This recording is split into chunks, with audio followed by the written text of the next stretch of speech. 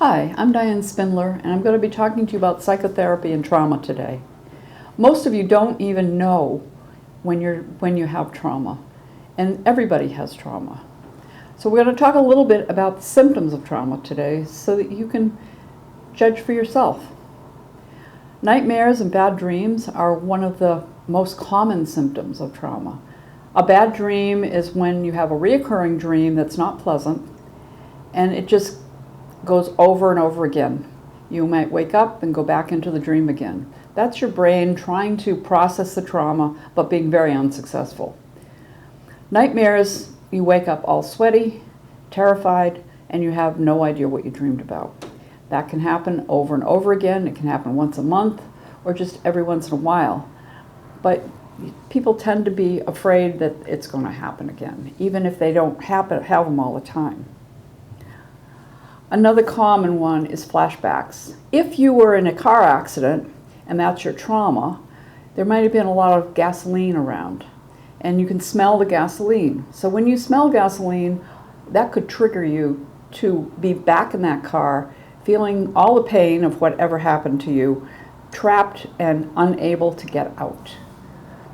And it's very scary because everything you felt during the trauma, you feel during the flashback.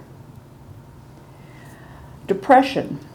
You feel sad, hopeless, kind of a lack of interest, maybe numb sometimes, like they don't have any feelings at all, detached and totally isolated from the rest of the world. That's a very common sign that you have a trauma that you're not dealing with. Anxiety, also really common.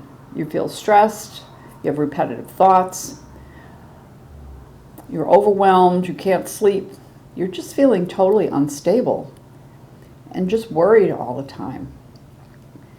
That's not a good way to go through life, but once you get rid of your traumas, the anxiety tends to go away. Panic attacks, phobias, paranoia, and a startle response, which means that every time there's a loud noise or somebody comes up beside you, you just jump. You're just nervous all the time. Being hypervigilant, this is very common. It means you're always waiting for the other shoe to fall and you're afraid that something bad is going to happen all the time. So you're very tense and you can never relax, whether you're sleeping or you're awake. Some people dissociate. That means they sort of leave their bodies and they can't remember who they are or what they are. Amnesia and just having lost time in general. These aren't as common, but it does happen when there's a lot of trauma involved. Being suicidal or homicidal.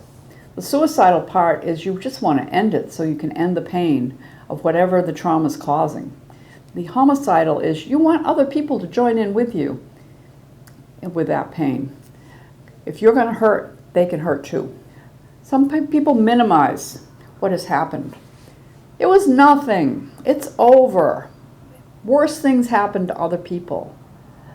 But the trauma is still there, and minimizing all you want, it still hurts and it has an effect on you. There's often a change in personality. There are strong feelings like rage or sadness. You can't control yourself anymore. People say, "What's happened to you? You don't seem like yourself." You feel unstable, emotionally weak. Life is constantly seen through the eyes of the trauma. You might start lying all the time, which wasn't your way before. You can't focus on anything.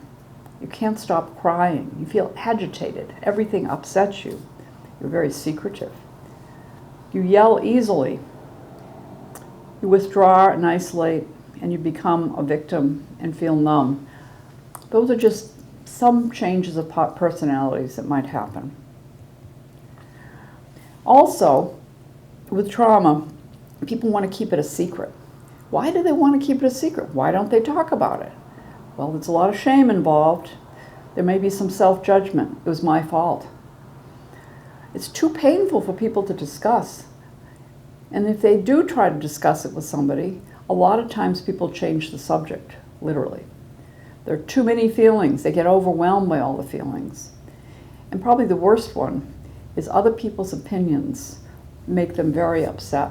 They're afraid that people are going to think ill of them because of whatever happened to them. There are also feelings that come about trauma that come up that you may be feeling yourself right now. You feel alone. You feel guilty for no good reason. You feel it's all your fault. Maybe trapped in the trauma, broken, and again, ashamed. There are a number of different symptoms that you may not have been aware were actually signs of trauma, and it probably is time for you to find that therapist to help you work on it.